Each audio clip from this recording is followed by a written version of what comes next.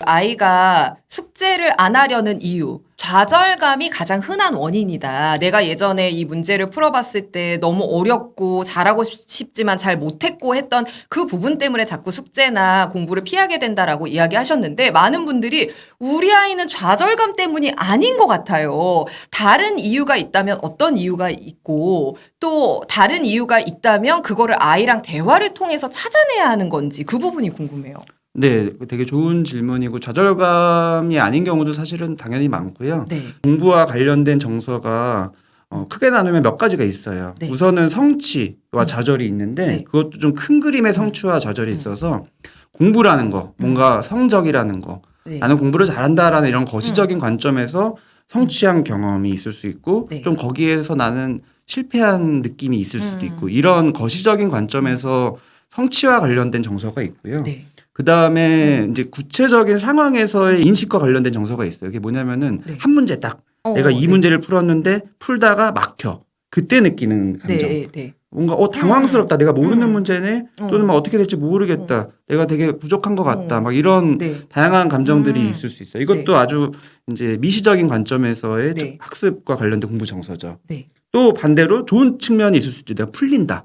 내가 처음에는 헷갈리고 잘 모르겠고 혼란스러운 감정이었다가 조금 노력해서 해봤더니 풀린다. 그 거위를 넘는 순간에 느끼는 또 미시적인 감정이 있죠. 네. 또 한 가지 이제 또 관과하기 쉬운 게 있는데 그게 뭐냐면은 내가 사회적인 관계에서 느끼는 감정이에요. 네. 쉽게 말하면은 친구들 사이에서 또는 부모님과의 관계에서 또는 선생님과의 관계에서 공부와 관련돼서 느끼는 감정.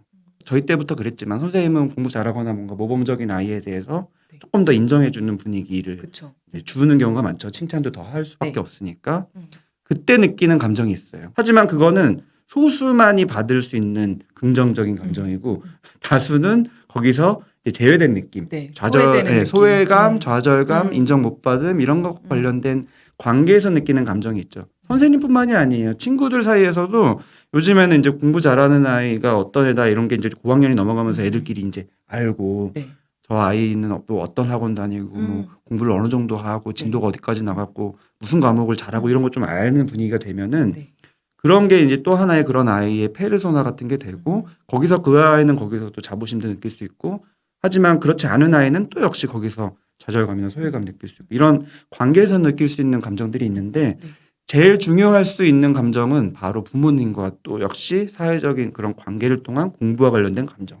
그거는 생각보다 복잡해요. 많은 부모님들이 이제 여기 제가 저번에 강의한 거 유튜브 댓글도 보고 네. 그러면은 네네. 많이 이제 하시는 얘기가 음. 우리 아이는 공부시키거나 하면은 안 하려고 하고 숙제도 안 하려고 하고 네. 뭐 이제 짜증부터 내는데 나는 절대로 공부를 많이 시키는 엄마가 아니에요.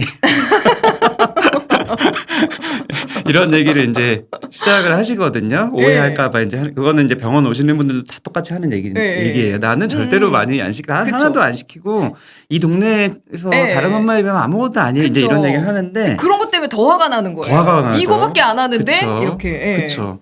근데 이제 되게 중요한 게 뭐냐면은 공부를 많이 시킨다고 해서 공부 정서가 뭐 안 좋아지고 네. 공부를 조금 시킨다고 해서 네. 공부 정서가 좋아지고 이런 게 아니라는 거예요. 근데 그런 질문 자체가 이미 그런 개념이 있다라는 반증인 거라서 네. 그거를 좀 말씀드리고 싶은 게 뭐냐면은 지금 말씀드렸다시피 관계에서 일어나는 공부와 관련된 감정이잖아요. 네.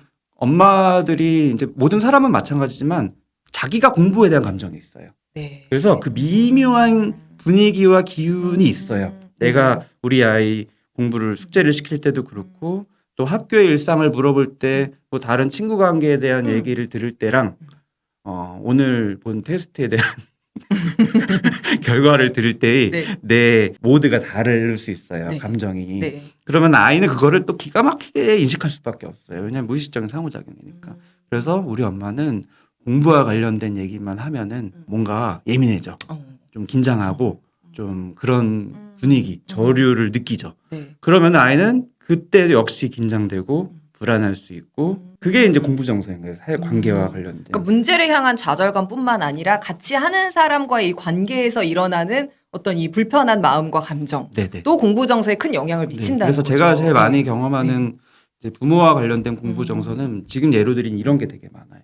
그래서 정서적으로 내가 꼭 많이 시키고 안 시키고 그런 거 자체가 중요한 게 아니라 이런 관계 면에서의 정서도 중요한데 그거는 우선은 내가 공부에 대한 마음, 감정이 어떤지 너무 불안하거나 긴장되거나 압박감 느끼거나 스트레스 받거나 또 너무 위축되진 않았는지 또 위축된다는 게 꼭 내가 공부를 못해서 부모 자신이 옛날에 공부를 못했어서만도 아니에요. 네. 공부를 잘했던 부모도 그렇고요. 네. 왜냐하면 내가 잘했으니까 너도 얘도 잘해야 돼. 잘해야지. 또는 나는 못했지만 남편이 잘했으면은 만약에 애가 못하면 내 탓이니까. 이런 것도 나 닮은 엄청난 거 티날까 봐. 나 닮은 거 티날까 봐 이런 것도 네. 엄청난 압박감일 수 있고요. 내가 또 역시 못했다는 그 위축감이 있으면 역시 또 그런 게 있고 그래서 내 마음을 우선은 조금 편안하게 이 정서를 좀 한번 돌아보는 거가 되게 중요해요. 이제 보통은 우리가 공부 정서를 중요시하는 이유가 네. 결국에는 정서 조절을 잘 해야지 아이가 학습을 할 때 뭐 꾸준히도 할 수 있고 네. 목표도 세울 수 있고 의욕도 생길 수 있고 중간에 좀 고비가 있거나 막혀도 더 이렇게 그렇죠. 네. 해결도 하려는 수 있고 이제 이런 거잖아요. 감정을 조절해야지 그게 된다라는 건 알죠. 네. 근데 감정을 조절하기 위한 그런 요인 중에서 되게 중요하게 작용하는 것 중에 하나가 뭐냐면은 생각이에요. 네. 사람의 마음은 생각과 감정으로 나뉠 수 있고 우리가 정서를 다루지만 정서와 항상 맞물려 있는 게 생각이거든요. 생각이라는 거는 이제 역시 거시적인 게 있고 미시적인 게 있어요. 그때 드는 생각들이 있고 항상 인생 전반에 걸쳐서 기본적으로 깔려 있는 생각이 있는데 이 기본적으로 깔려 있는 생각이 정서에 영향을 많이 주는 경우가 많아요. 네. 예를 들면은 부모가 공부와 관련된 정서가 스스로가 긴장되고 불안하고 스트레스 받는다 치면은 네. 왜 그럴까? 네.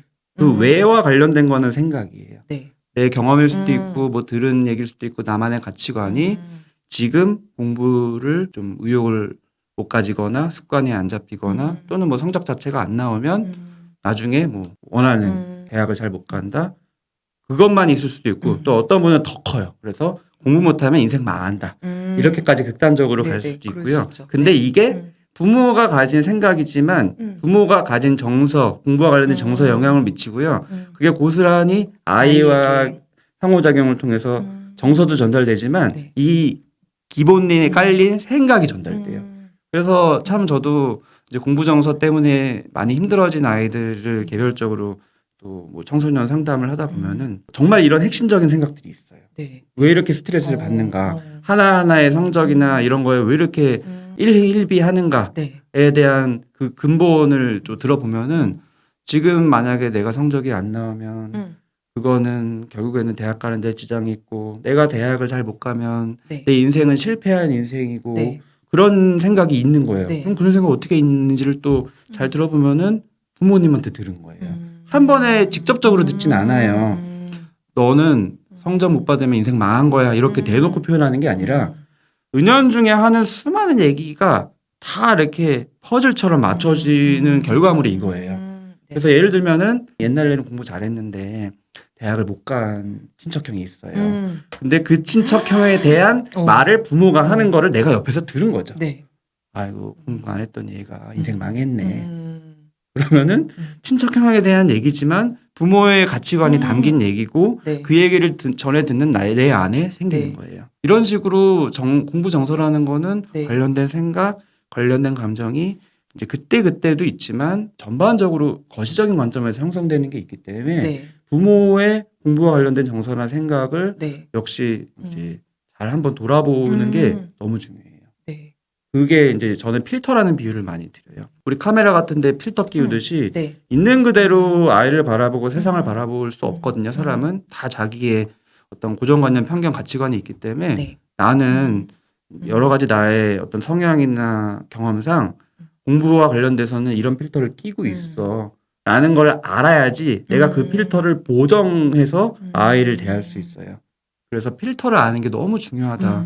이 얘기를 부모님께 네. 꼭 강조드리고 싶습니다. 오늘의 지금 좀 핵심 포인트는 그거 같아요. 아이의 공부에 대한 정서에 큰 영향을 끼치는 엄마의 공부에 대한 마음과 정서를 한번 돌아보시라. 네, 너무 중요한 부분이고 요약 잘 해주셨는데 네. 또 이제 많은 분들이 네. 이제 오해할 수 있는 게 좋은 모습만 보여주고 싶은 거죠. 부모로서 당연히 아이한테 좋은 모습 보여주고 싶은 거 맞지만 함정은 뭐냐면은 아이가 다 알아요.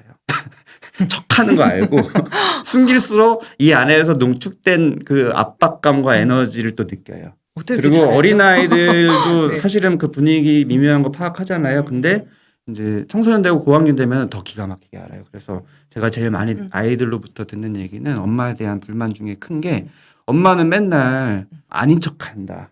네. 사실은 공부 중요하게 여기고 내가 공부 잘하길 바라면서 뭐 아니라고 뭐 인성이 네. 중요하다고 얘기한다. 이런 거죠. 네. 이런 겉과 속이 다르고 앞과 뒤가 다름을 아이가 다 알아요.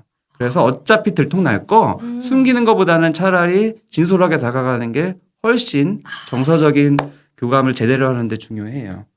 얼마 전에 아이가 뭘 하다가 좀 잘 안 된 게 있었어요. 근데 제가 정말 좋은 엄마이고 싶어서 사실 너무 좀 속상하고 실망했는데 아이한테 너무 잘했다 이렇게 얘기를 했어요. 그랬다가 이번에 이제 제가 이걸 준비하면서 공부정서 영상을 정주행을 하고 한번 감정을 읽어볼까라는 생각에 너 그때 그렇게 잘 못하고 미끄러졌을 때 마음이 어땠어? 라고 물어봤어요. 네네네. 그랬더니 얘가 역질문을 하는 거예요. 어. 엄마는 어땠어?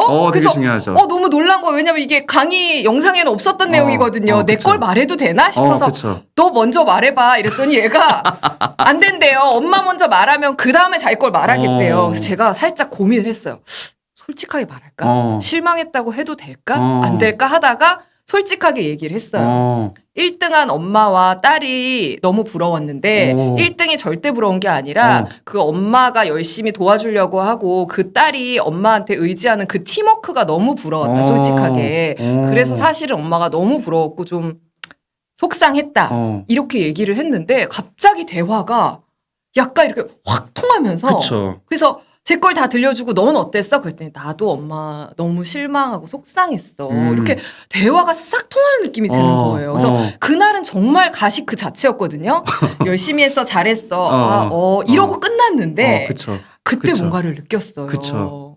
너무 잘하셨고요. 네. 그게 되게 중요한 경험이고 그 아이가 처음에 엄마한테 역질문한 게 이제 떠본 거죠. 테스트. 엄마가 지금 대화의 준비가 됐나 안 됐나. 나랑 네. 진솔하게 소통할 건가 아닌가. 네. 지난번 그날처럼 가식 떨 건가 아닌가. 가식 떨면 나도 가식 떨고 조금은 진솔하게 다가오면 나도 좀 마음을 오픈하고. 이거는 우리 인간관계도 있잖아요. 그래서 정서가 더 가깝게 통하기 위해서 꼭 거쳐야 되는 거는 네. 자기를 오픈하는 거예요. 네. 근데 부모로서 이제 딱 걸림돌이 그거죠. 내가 나를 오픈해도 되나? 내 네. 안에는 그게 딱 이런 있더라고요. 이런 여러 가지 어. 부정적인 게 있는데 오픈했다가 부정적인 영향 미칠까봐. 근데 물론 뭐 그 수위가 있을 수 있겠지만 네. 절대로 간과할 수 없는 게 바로 오픈하는 거예요. 저도 뭐 사실은 아이한테 항상 좋은 모습 보이고 싶고 안 좋은 모습 보이기 싫고 하는 게 있기 때문에 부모로서 그게 누구나 다 갈등인데 지금 딱 그 예를 말씀하셨듯이 그 고비를 좀 넘어보는 것도 부모로서 정서적으로 더 가까워지는 네네. 경험을 하는 되게 중요한 네. 기회고요. 네. 부모한테만 기회가 아니라 아이한테도 되게 중요한 기회예요. 내가 조금 오픈했더니 엄마가 나를 이렇게 그거 가지고 잔소리하거나 네. 혼내거나 나한테 손해가 아니라 더 가까워지는 느낌? 더 엄마가 나를 이해하고 공감하는 느낌을 내가 경험하면은 그게 또 앞으로 계속 정서를 공유하고 싶은 그 또 동기가 되거든요. 네. 그래서 정말 보시는 분들도 어떤 순간이 됐을 때 엄마의 마음을 어디까지 공개해야 될까 고민이 되실 텐데 한번 이렇게 조금 이야기해보는 것도 정말 아이와 훨씬 친밀해지는 그런 계기가 될 거라고 생각이 듭니다.